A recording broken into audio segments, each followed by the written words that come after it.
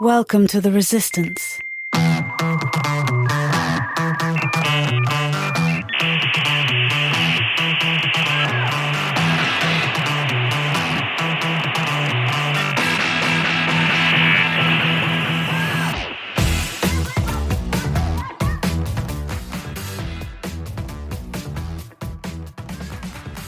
Hey Xers, and welcome back to Gen X Resistance. I am your host, Paul Stevens, and as always, I appreciate you carving out a few minutes from your chaotic, over-caffeinated, overcommitted life to hang out with me. So crack open that Jolt Cola, tie that flannel shirt around your waist like it's 92, and let's go.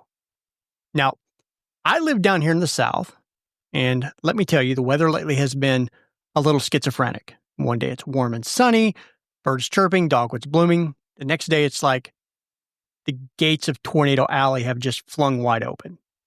It's rain, wind, sideways hail. It's the full spring in Arkansas sampler platter. 1 minute feels like you're in a Folgers commercial, and the next minute you're in Twister, the original, not the new one. We had the family group text on high alert. We're just checking on each other to see who was still upright.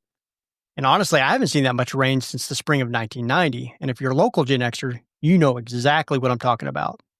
But this week, chef's kiss. Gorgeous, gorgeous week so far. Now, before we dive into today's main topic, I want to give a quick shout out to another Gen X podcaster, Jason Eck. He hosts the Stuck in the Middle podcast. And a couple of episodes ago, he hit on something that our generation doesn't talk nearly enough about, or maybe we don't talk about it at all. And that is mental health. And let's be honest, Gen X isn't exactly famous for being, how do I put this, emotionally transparent. We joke about our trauma, we bottle it up, we wrap it in sarcasm, and we just keep grinding. And I'm guilty of that too. Jason brought some real talk to the table, and I'm not going to rehash it because he nailed it. But I will drop a link in the show notes. I urge you to give it a listen. Seriously, it is definitely worth your time. All right, now speaking of things that we don't always want to talk about, let's shift gears into something else Gen X needs to reckon with, and that is our role in bridging the generational gap. Look, I get it. It's easy, and let's be honest, kind of fun to roll our eyes at Gen Z. We think they're soft, too sensitive, glued to their phones, allergic to the real world. But here's the thing. In the not too distant future, they're going to be the ones running the show, writing the laws, leading the movements, building or breaking the system that affects every one of us. And like it or not, they need us. And to be honest, we need them. So today I want to talk about what our responsibility really is as Gen Xers. Not to just criticize from the cheap seats, but to coach, to mentor, to connect before we miss this chance. Because let's face it, they're playing a game that they don't even know the rules to. And that's not entirely their fault. Gen Z inherited a world that we helped build, a world that's been shifting under all of our feet. Now, throw in tech-saturated culture, the social disconnect of COVID during their most formative years, and you've got a generation that is scrambling to figure it all out while the rest of us are shouting, "Why aren't you faster?" Truth? The whole era, lockdowns, isolation, the uncertainty, it set them back, not just academically, but emotionally and socially too. We see it. Anxiety's up, attention spans are down, eye contact, that's not happening. But instead of mocking them with, "Back in my day," we need to start asking, are we willing to be the generation that teaches the rules instead of just criticizing the players? Because here's what I know. Gen X is uniquely built for this. We are the analog kids who became digital adults. We were raised by latchkey independence and trial and error parenting. We figured things out without Google. We learned to entertain ourselves without screens, and we adapted to the tech in real time before the word pivot became a corporate buzzword. We know how to ride out chaos. We know how to rebuild. And that experience, that resilience, that is real life currency.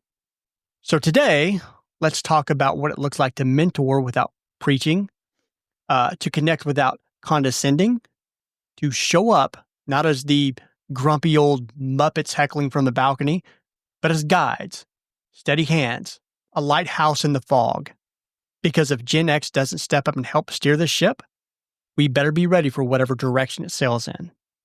Gen Z isn't just a little anxious. They are facing a full-blown mental health crisis. The stats back this up. Pew Research Center survey found that 70% of teenagers say anxiety and depression are a major problem amongst people their age. And that was before the pandemic. These concerns outrank things like bullying, drug addiction, teen pregnancy, and those were the big issues that we grew up hearing about. So what's driving this? What's driving these stats? A huge part of that is the pressure Gen Z feels to perform, either academically, socially, emotionally. Pew also found that 61% of teens feel extreme pressure to get good grades, and nearly a third feel pressure just about their appearance. Now, throw social media into the blender, and it's nonstop. They're comparing themselves not just to classmates, but to influencers and celebrities with perfect airbrushed lives. Then you've got the economy. Gen Z came of age during a global recession and a pandemic. They know that the American dream doesn't come with a warranty. I think it's the American Psychological Association, the APA, says that 91% of Gen Z has experienced physical or emotional symptoms due to stress. Unlike us who just buried our feelings and cracked jokes, Gen Z is more likely to name what's going on. But naming it isn't enough. They still need the tools. And that's where we come in. We know how to push through. We know how to suck it up. But maybe we can teach them how to balance that grit with emotional intelligence. That is a very powerful combo. And I believe that's what they're craving. They're not soft. They're saturated with pressure, noise, data.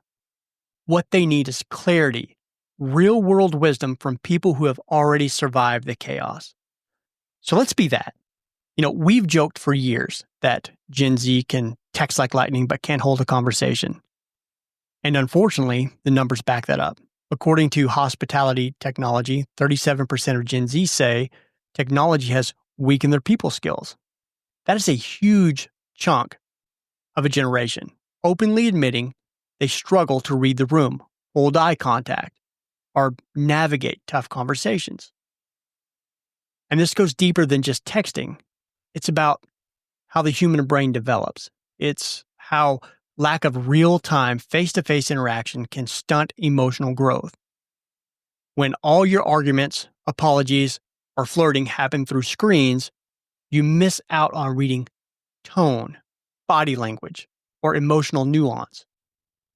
Gen Z grew up on YouTube. They FaceTimed instead of knocking on doors. They came of age during the TikTok boom. They're digitally fluent, but many are socially underdeveloped. In fact, the Wall Street Journal reported in 2023 that some companies are actually hiring Gen Z coaches to help younger employees build basic soft skills, things like communication, teamwork, time management. But let's not just blame them. Big tech designed it this way. These platforms are engineered to hijack attention and feed validation addiction. Gen Z didn't choose this. This is the world they were born into. And again, this is where Gen X comes in. We're the generation that remembers rotary phones, calling your friends, having to talk to their parents, passing handwritten notes in class. We lived analog, and that knowledge is powerful. So instead of mocking Gen Z for what they lack, we can model what they need, mentor them, talk to them, create spaces for unplugged time.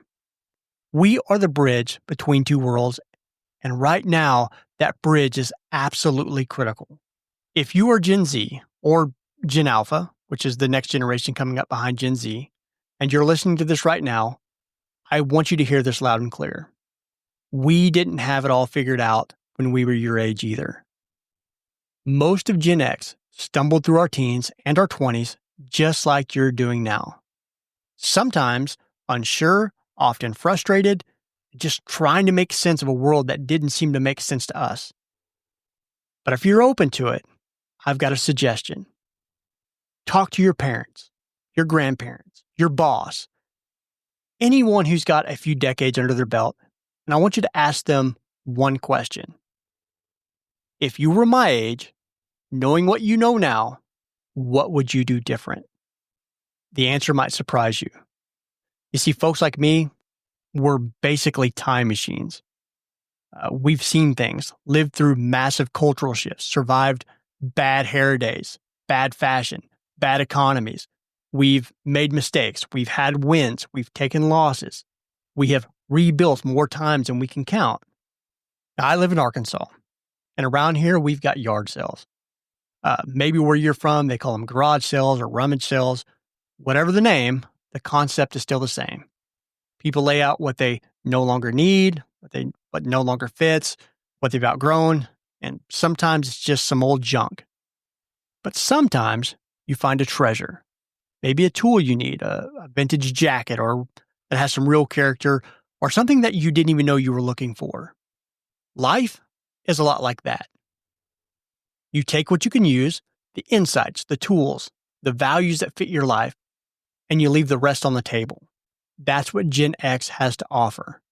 And no, not everything's going to fit you. We are from a different era. But some of what we carry still works. So Gen X, how can we help? Well, mentorship. We have weathered a lot. The dot-com crash, 9/11, the Great Recession.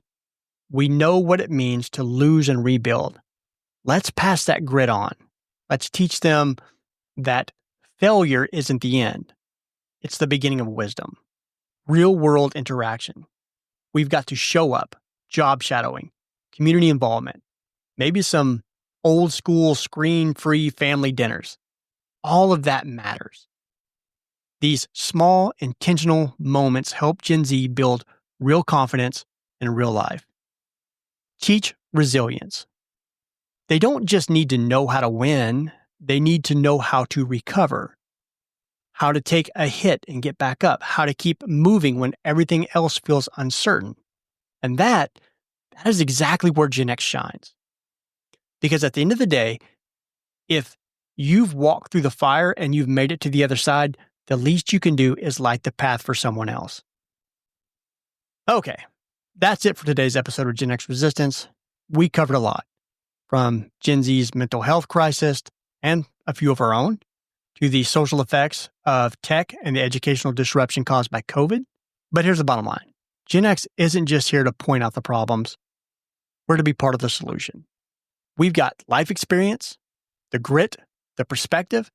So let's stop criticizing and start coaching. One conversation at a time, one opportunity at a time. Okay. If you've got thoughts on today's episode, you could reach me at genxresistance@gmail.com or hit the message link in the show notes.